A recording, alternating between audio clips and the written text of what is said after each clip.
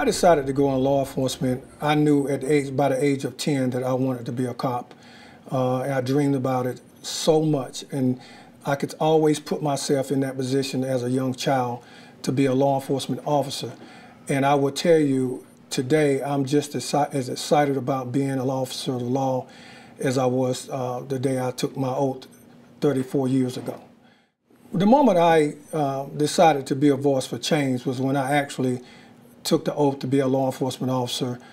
You know, when you're a law enforcement officer, you are a person that takes an oath to preserve life, to protect life, to be a voice for change, to be a positive for the community. All people in that community, regardless of the color of their skin.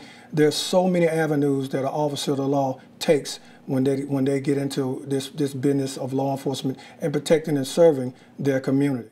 First of all, being an African American, you're going to see racism, you're going to experience racism. I've been racially profiled, but to be totally transparent in my profession, the community as a whole, majority of the people out there want and need law enforcement, and they respect law enforcement officers.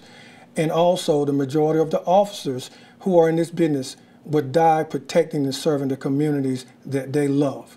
You know, a few years ago I wrote a book. The book was titled How to Stop for a Cop, Reconnecting Law Enforcement and the Community. Today, versus the way it was years ago, there's a serious disconnect between community and law enforcement. But we understand that we need each other, and we don't want to let racism or anything negative be the driving factor today, because we need each other.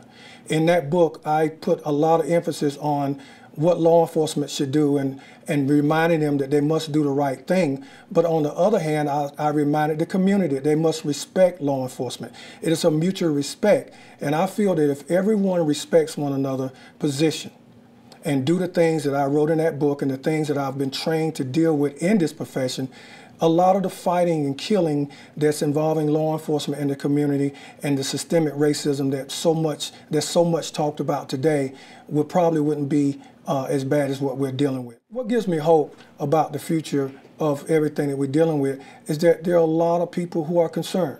You got people working together of all cultures, white, black, Latino, all the communities, and people of all statuses, not just people who are politicians and people who are rich.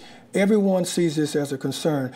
And with all the working groups that's being put in place throughout the state and throughout the country, people are sitting down at the table and respecting each other and listening to what everyone has to say about what we're dealing with. And so I know there's hope. Things are going to come together.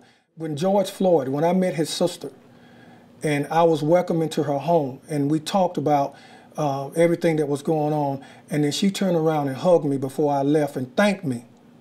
And knowing that I'm a law enforcement officer, she did not try to, have any type of animosity against me for being an officer. She showed love and respect towards me, and I could not help but think when I got in my vehicle that there's hope. She lost a brother who was killed on a national level. And for her to still turn around and hug me and respect me as a law enforcement officer, that told me when I walked out of that house and got in my vehicle that there's hope for her to not hold that against me or any other officer in reference to what happened.